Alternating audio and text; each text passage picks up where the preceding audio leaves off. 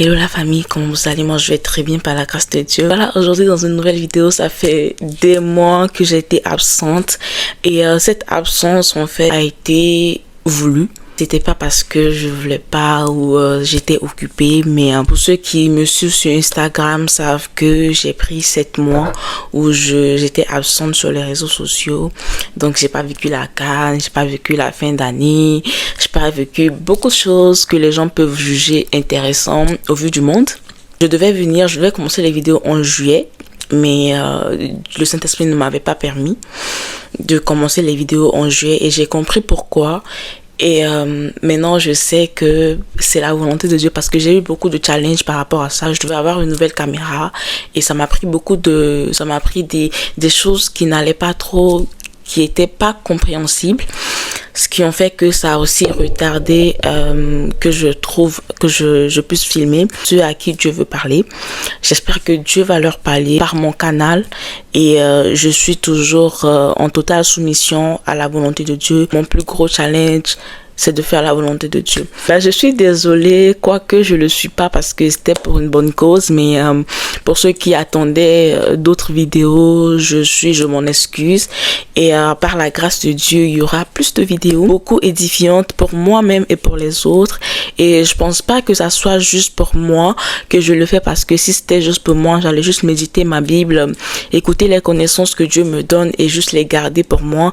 Mais si Dieu me met à cœur de partager avec mes prochains, ça veut dire que ça doit être connu et ce que Dieu met en moi, c'est pas pour le garder. Ça serait ingrat de ma part de recevoir des choses de Dieu et de les garder pour moi et de ne pas faire profiter les autres. Le purpose de Dieu, ça serait en fait de partager ce qu'il nous donne selon sa volonté parce que il peut te dire quelque chose et il va te dire ne le sors pas maintenant, c'est pas maintenant que je veux que tu le sortes.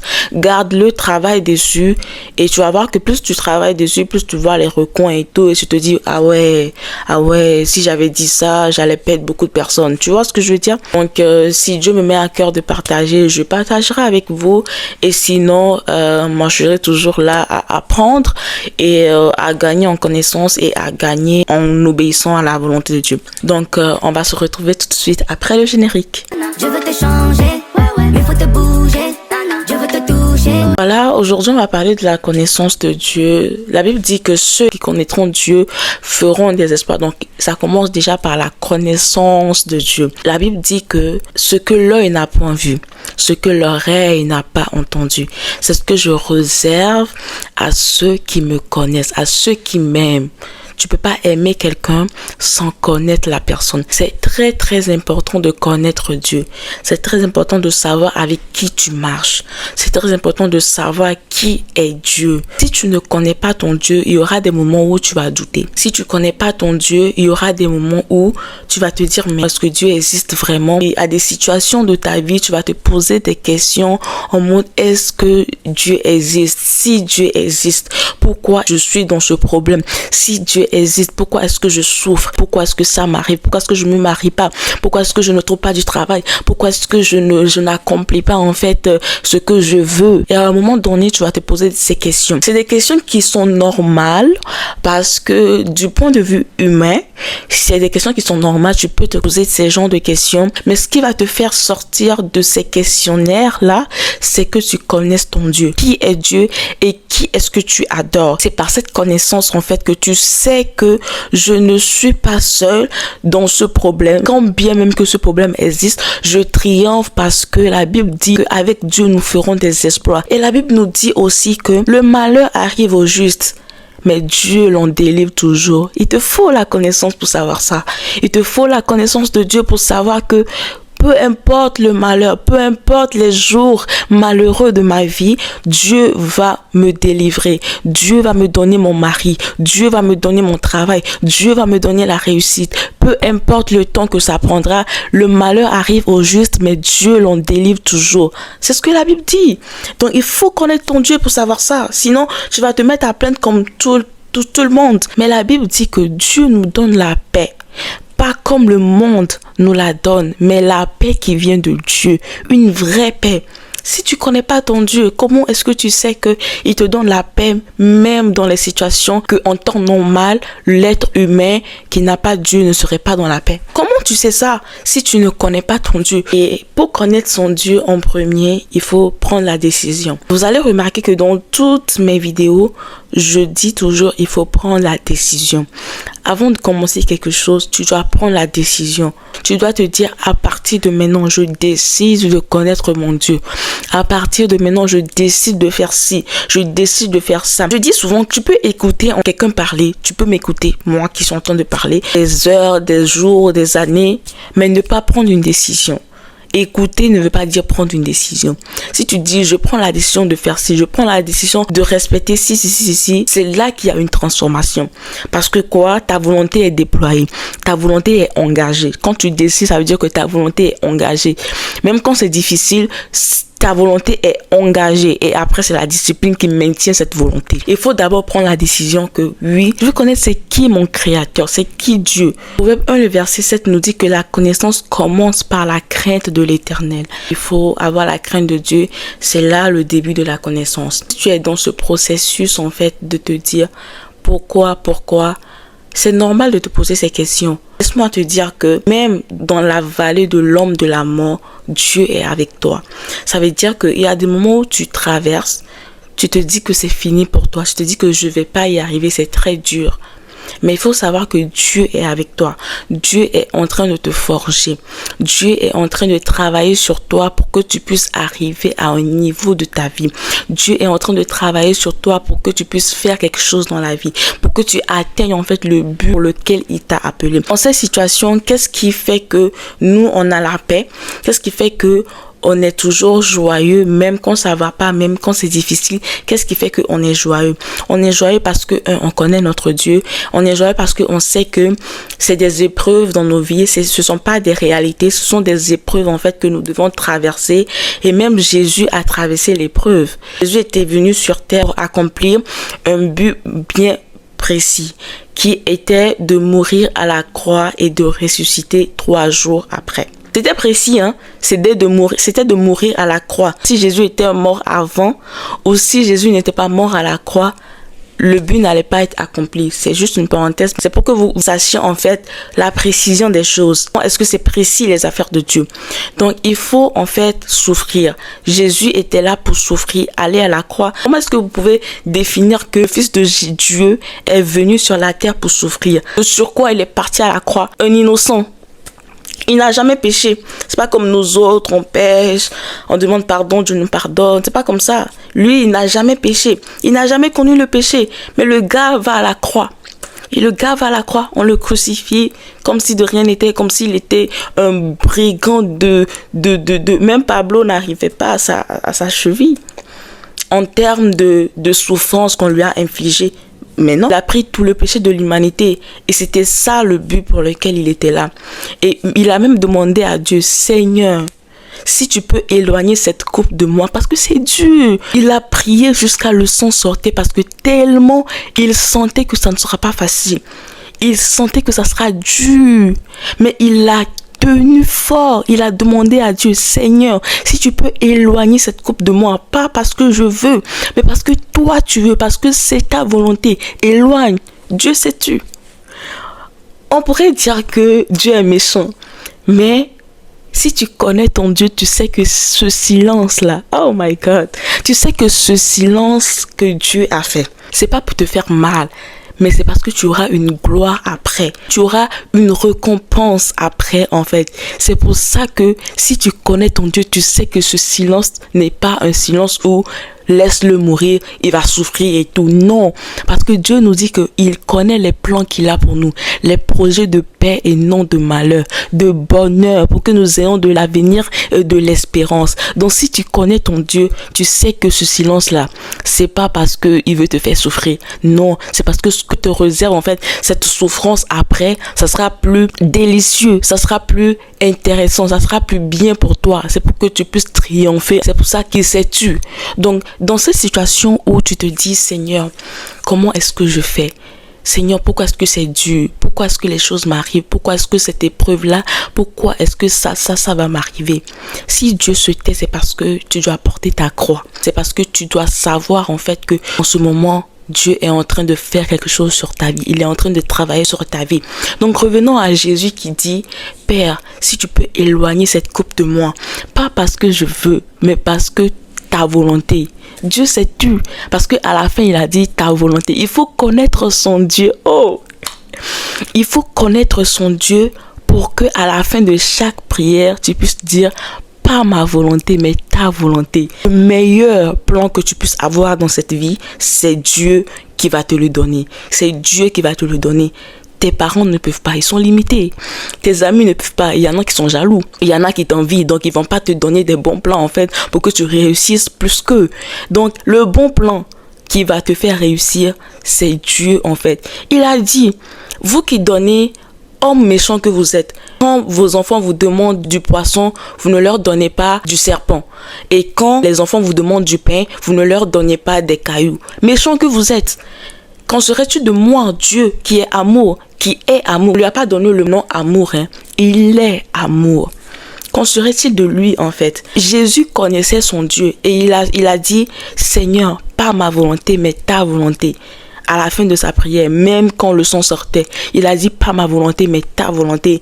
Et Dieu s'est tu. Là, il a su qu'il devait aller à la croix. Il devait aller à la croix et c'est là qu'il va triompher. C'est là qu'il ira au séjour des morts, retirer la clé de la mort. C'est là qu'il sera assis à la droite du Père. Il a dit ok, je me soumets à ta volonté. Puisque j'ai prié et je n'ai pas reçu de réponse, je me soumets à ta volonté. Je me soumets à ce que tu me dis. Et c'est exactement ce que Jésus a fait. Il s'est soumis à la volonté de Dieu. Quand bien même que Dieu était silencieux, il savait qu'il était avec lui. Il savait qu'il est là, il n'allait pas l'abandonner. Donc il faut connaître ton Dieu, même dans les situations difficiles. Même quand tu cherches le travail et que tu ne trouves pas, tu gémis, tu dis Seigneur, pourquoi? Je cherche le mari, je cherche la promotion. Ça, pourquoi ça n'arrive pas? Il faut connaître ton Dieu. Mais, il y a un mais, parce que avec Dieu, il n'y a pas de syndrome de l'opportuniste. Il n'y en a pas. Il n'y a pas de syndrome d'opportuniste où tu n'es pas légitime et tu t'attends à ce que Dieu puisse le faire pour toi. Et c'est la partie en fait que les gens doivent comprendre, parce que prenons l'exemple de Jésus. Nous sommes toujours avec Jésus et nous discutons Jésus. L'ange est apparu à Marie pour dire Marie pleine de grâce, tu as été l'heureuse élue, tu as été choisie parmi toutes les femmes et c'est toi qui vas porter Jésus le Sauveur. De là, Marie savait que l'enfant que je portais, c'était Jésus. Jésus à sa naissance. Sûrement que de par les discussions avec ses parents et tout, il savait qu'il avait cet appel-là pour sauver l'humanité. Mais il n'était pas resté à la maison cloîtré, sans connaissance, sans rien, et un jour se lever pour dire que je suis Jésus, je vais sauver l'humanité. Non, non. À l'âge de 12 ans, il était dans les synagogues et il apprenait. Il gagnait en connaissance. Il voulait savoir encore plus. Qu'est-ce qu'il y a encore? Qu'est-ce que je dois connaître encore plus? Il avait ce désir-là d'apprendre. Allons remarquer que pendant tout ce temps, après qu'on nous dise qu'il était dans les synagogues et qu'il prêchait, Dieu ne s'est pas révélé à Jésus. On pourrait dire que Dieu l'a abandonné, mais Dieu ne l'avait pas abandonné. Dieu était là, il suivait chaque mouvement qu'il faisait, il suivait chaque pas qu'il faisait, mais il le regardait faire. Et Jésus, étant conscient de son appel, étant conscient de ce qu'il transportait, de la coupe dans laquelle il devait boire, lui-même il se levait pour aller dans les synagogues pour avoir la connaissance. Dieu n'a pas parlé pendant ces temps. C'est quand il s'est baptisé. Et il y a quelque chose qui me tique là-bas. Quand il est venu vers Jean-Baptiste, Jean-Baptiste lui dit, je ne suis pas digne de te baptiser parce que tu es plus grand que moi, dans le sens où c'est toi le Fils de Dieu. Je peux pas te baptiser en fait. C'est pas honorable. Comme je suis inférieur, donc je peux pas te baptiser. Tu es trop grand, tu es le Fils de Dieu. Vous voyez ce que je veux dire? C'est toi le Fils de Dieu. Comment est-ce que je peux te baptiser? Mais Jésus, connaissant la parole, Jésus s'étant instruit, il dit, baptise-moi afin que les prophéties que les prophètes avaient faites puissent s'accomplir. Jésus ne connaissait pas la parole. Il pouvait se dire, ah c'est vrai, hein? C'est vrai que je suis plus grand que lui, pourquoi est-ce qu'il va me baptiser? Non. Laisse-moi même, je vais verser l'eau sur moi. Il pouvait se dire ça. Il pouvait dire, ah laisse-moi même, je verse l'eau sur moi parce que, voilà, il a raison. Mais il s'est pas dit ça. Il a dit, afin que les prophéties puissent s'accomplir parce qu'il connaît son Père. Il connaît son Père. Il sait que si Dieu l'a fait, si Dieu l'a dit que ça se passe comme ça, il faudrait que ça se passe comme ça parce que Dieu, il est précis dans les choses. Il sait comment il fait ces choses. Il sait comment les choses marchent en fait. Je suis sûre que si Jésus ne se faisait pas baptiser par Jean-Baptiste, il n'y aurait pas de voix qui allait se faire entendre pour dire « Celui-ci est mon fils bien-aimé en qui j'ai mis toute mon affection ». J'en suis quasi sûre. Je suis sûre. Parce que si Jésus s'est dit « Laisse-moi moi-même mettre l'eau sur moi », il allait avorter son appel. Parce que c'était pas ça la volonté de Dieu. Il allait avorter son appel. Mais vu qu'il a respecté son Dieu, vu qu'il connaît son Dieu et il marche selon les instructions, ce que les prophètes ont dit, c'est là que la voix fit entendre. Et la voix dit, celui-ci est mon fils bien-aimé. C'est pour vous dire que si tu es dans une situation, il faut lire la parole. C'est la connaissance de ton Dieu qui fait que même dans ces situations-là, tu es dans la paix, tu es calme parce que tu sais que ça va passer. Ça va passer. Tu vas pas demeurer dedans. Ça va passer. Et qu'est-ce qui te fait dire que ça va passer? C'est parce que tu connais la parole de Dieu. C'est parce que tu médites la parole. C'est parce que tu lis la parole de Dieu qui est la Bible. Ne négligeons pas la Bible. Les gars, ne négligeons pas la Bible. Beaucoup de fois, je peux vous dire que j'ai posé des questions à Dieu et j'ai trouvé les réponses dans la Bible. Juste en ouvrant. Et il y a beaucoup de témoignages comme ça. Tu vas te dire, c'est bizarre, mais c'est comme ça que Dieu fonctionne. Des fois, tu te poses des questions, tu ouvres ta Bible, direct, tu vois le passage qui répond à ta question. Des fois, tu te poses des questions scratch dans ta tête, tu reçois la lumière, tu reçois un verset, tu ouvres le verset, c'est la réponse à ta question. Tu penses que c'est par hasard? C'est pas par hasard en fait. C'est parce que c'est Dieu. Il est ordonné. Il est ordonné. Ça peut arriver à une personne, on va dire c'est par hasard. Mais vous convenez avec moi, beaucoup ont cette expérience-là de dire que Dieu m'a répondu, Dieu a répondu à mes questions dans la Bible. J'ai ouvert la Bible et j'ai trouvé la réponse. Beaucoup ont ça. Donc, c'est pas quelque chose que j'invente. Il faut lire la parole de Dieu. Il faut méditer la parole. Demander la connaissance qui vient de Dieu. Tu dis, Seigneur, quand tu veux ouvrir ta Bible, parce que tu peux lire la Bible sans comprendre. Tu peux regarder sans voir. Tu peux écouter sans entendre. Quand tu veux lire ta Bible, prie. Une simple prière, la puissance de la parole qui sort de ta bouche. Tu dis, Seigneur, je veux comprendre ta parole. Tu sais que je me pose des questions. Je veux comprendre ta parole. Je veux avoir la réponse à mes questions. Je veux avoir la connaissance. Comme tu veux que je comprenne. Saint-Esprit, donne-moi la connaissance. Comment est-ce que tu veux que je comprenne les Écritures? Donne-moi de comprendre de la sorte. Aussi simple que soit cette prière, elle est très efficace. Tu vas voir que à cet instant où tu te mets à lire la parole, tu commences à comprendre. Tu peux prendre un verset, méditer ce verset toute la journée. Il faut lire la parole et quand tu lis la parole, quand tu comprends la parole, ça répond à beaucoup de tes questions. C'est de la parole qu'on sait que le mal arrive au juste, mais le Seigneur l'en délivre. C'est de la parole, on sait que Dieu a de bons projets. Depuis le ventre de notre mère, Dieu a un projet. Avant que nous ne soyons formés dans le ventre de notre mère, Dieu nous connaissait et il a des projets, de bons projets pour nous. C'est dans la parole que nous savons ça. Sinon, qui nous sommes? Comment est-ce que nous allons connaître tout cela si ce n'est pas dans la parole? Donc, il faut connaître la parole. Il faut lire la parole et il faut la méditer. Le troisième point, ça sera en fait de prier. Il y a une puissance dans la prière. Il y a une puissance dans la prière. Il faut prier, les gars. Priez du plus profond de votre cœur. Allez chercher encore plus. Priez. C'est là que tu as la connaissance de ton Dieu. C'est là que tu es transformé. prière, c'est pas juste en fait venir demander quelque chose à ton Dieu. Dans la prière, Dieu te révèle qui il est. Dans la prière, Dieu te donne la connaissance, la sagesse. Quand tu avances dans la prière, à un moment donné, tu parles en langue. Tu sais que quelque chose est en train de passer dans le monde spirituel parce que n'oublions pas, l'homme est esprit. L'homme est esprit. Et tu pries, ton esprit est transformé, ta vie est transformée. Et la troisième des choses, pour connaître son Dieu, c'est le Saint-Esprit. Moi, je dis que sans ce gars, je ne sais pas comment est-ce que les chrétiens allaient faire. Jésus savait que le Saint-Esprit était la clé. Jésus dit que tout est accompli. Il a dit ça ou pas? Sur la croix, il a dit tout est accompli. Mais tout est accompli parce que c'est le Saint-Esprit maintenant qui va te révéler où est-ce qu'il y a la clé de ton mariage. Oh, où est la clé de ton succès? Où est la clé de ton élévation? La Bible dit que le Saint-Esprit connaît les profondeurs de Dieu. Il connaît les profondeurs de Dieu. Donc, il sait ce que Dieu veut. Il sait la volonté de Dieu. Il sait le but que Dieu a pour nous. Il sait la volonté que Dieu a pour nous. Il a dit qu'il est préférable que je m'en aille et que le Saint-Esprit vienne demeurer avec vous. Le Saint-Esprit, c'est une personne qui vient habiter en toi. C'est le roi des esprits. C'est le roi des esprits. N'oublions pas cela. C'est lui qui vient habiter en toi.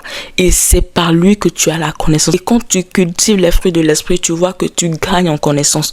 Tu vois que tu es transformé. Ta vie change en fait. Tu ne réagis plus comme tu réagissais avant.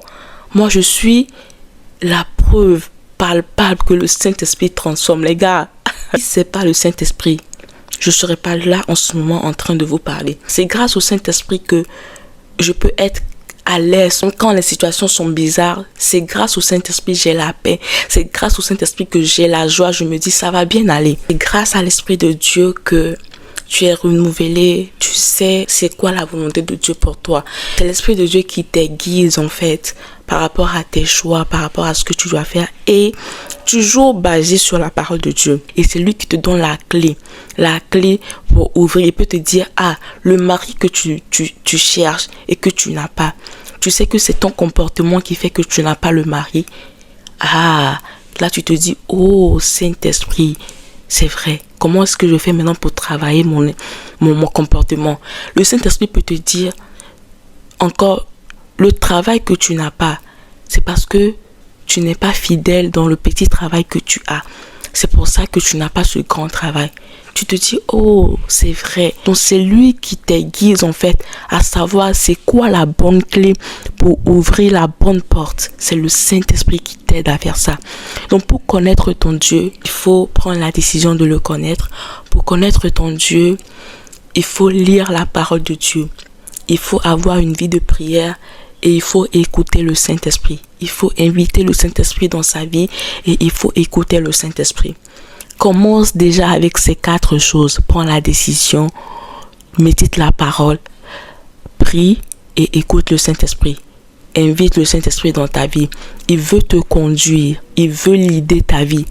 Commence avec ces 4 choses-là et tu verras que ta vie sera transformée. Dieu va te changer. Tu vas connaître ton Dieu et il va t'aider même dans ces situations difficiles. Tu ne vas plus les appeler les situations difficiles, mais tu vas les appeler des épreuves. Et nous savons que à la fin de chaque épreuve, il y a une récompense. Il y a un tableau d'honneur. Il y a une gloire. Il y a un sentiment de fierté à la fin de chaque épreuve. Quand tu réussis l'épreuve, il faut connaître Dieu pour avoir la paix. La Bible dit que je vous donne la paix, pas comme le monde vous la donne, mais la vraie paix. Donc ça te donne la paix que tu as même dans les épreuves. Tu as une paix parce que la Bible dit, même dans la vallée de l'ombre de la mort, je ne crains aucun mal car tu es avec moi. Il a dit quoi? Tu es avec moi. Dans le feu, il était là. Il était le 4e homme. C'est vrai qu'on les a mis dans le feu. Ils pouvaient se dire, ah Seigneur, je vais rentrer dans le feu, Seigneur, je vais rentrer dans le feu, j'ai peur. Mais ils sont rentrés dans le feu et Jésus était là. Le 4e homme était là et ils n'avaient pas de brûlure. Même ceux qui avaient attisé le feu, sont morts. Mais eux, qui sont rentrés dans le feu, ils étaient en vie. Pourquoi? Parce que ils connaissaient leur Dieu, ils ont prié leur Dieu et Dieu les a exaucés. My God, it's amazing. C'est juste extraordinaire en fait. Quand tu connais ton Dieu et quand tu sers ton Dieu. Voilà ce que je voulais partager avec vous sur la connaissance de Dieu dans un premier temps. Et je prie que Dieu vous ouvre l'esprit, que Dieu vous ouvre l'entendement, que Dieu vous donne la connaissance de connaître sa parole, de méditer sa parole et de la comprendre comme il veut que vous compreniez sa parole. Je prie que Dieu soit avec vous. Je prie que Dieu vous protège, que son amour soit avec vous. Je prie que tout ce que vous allez entreprendre, que la main de Dieu soit la main qui soit établie sur cela, sur vos projets, que la main de Dieu soit établie sur vos projets. Tout ce que vous allez faire, que la main de Dieu soit établie dessus, afin que vous puissiez faire des exploits. Je prie aussi que l'amour de Dieu, que la paix, que la grâce de Dieu soit avec vous. Pour ceux qui ne connaissent pas encore Dieu, ceux qui se posent encore la question, est-ce que ça serait avantageux pour moi de suivre Jésus? Est-ce que c'est avantageux pour moi de me convertir, de devenir chrétien, de suivre Jésus? Je vous ai dit que seul Jésus est le chemin, la vérité, la vie. Qui se sentait légitime parmi les prophètes de dire que tes péchés te soient pardonnés? Jésus dit, je te pardonne tes péchés. Tant que tu demandes pardon, je te pardonne tes péchés. Et qui se sentait légitime de dire que si tu m'as vu, tu as vu le Père? Personne d'entre les prophètes, Élie, tout ça, Mohamed, Bouddha, Élisée, tous ces prophètes sont passés, Moïse et tout, mais personne n'était légitime de dire si tu m'as vu, tu as vu le Père. Personne n'était légitime de dire que par moi vous avez la vie éternelle. Personne n'était légitime. Pourquoi? Parce que Dieu ne leur avait pas donné de dire cela. Le seul à qui Dieu a permis cela, c'est Jésus. Et nous avons vu les œuvres qui avaient accompagné cela. Il guérissait les malades, il donnait la vie, il ressuscitait les morts. Nous avons vu les œuvres qui accompagnaient cela, qui ont attesté que c'était Jésus. Jean-Baptiste pouvait dire, allez demander à ce gars, parce que je suis en prison, ça fait longtemps. Je rigole, mais c'est sérieux. Il a dit, je suis en prison ici, ça fait longtemps. Allez demander à ce gars, est-ce que c'est lui le fils de Dieu? Mais Jean-Baptiste ne peut pas dire ça. Parce que Jean-Baptiste, il était là, c'est lui qui a baptisé Jésus. Et la voix fit entendre du ciel pour dire, celui-ci est mon fils bien-aimé. Non, il ne peut pas douter. Mais dans la prison, dans la situation difficile, il a douté. Il a dit, allez parler à Jésus, allez lui dire, est-ce que c'est lui qui va venir ou bien il y aura encore quelqu'un d'autre qui viendra? Et Jésus dit, allez-y lui dire ce que vous avez vu. Les morts sont ressuscités, les malades sont guéris, il y a la délivrance. Allez lui dire ce que vous voyez et que personne ne soit offensé par la parole. Waouh, waouh. Il faut connaître son Dieu. Ça va t'éviter en fait de te stresser, de vouloir résoudre le problème par toi-même, alors que Dieu est là et il est en train de travailler pour que le problème soit résolu afin que tu puisses avoir la victoire qu'il faut. Donc voilà ce que je veux partager avec vous. J'espère que vous avez été bénis. Moi, j'ai été bénie de partager avec vous ce que le Saint-Esprit m'a mis à cœur et j'espère que ça va transformer la vie de quelqu'un à se lever et prendre une décision et ensuite faire les autres choses qui suivent. Donc voilà, que Dieu vous garde, que Dieu vous protège. On se retrouve dans une nouvelle vidéo très très bientôt. Prenez soin de vous, je vous aime, de l'amour de Christ. Merci, bye.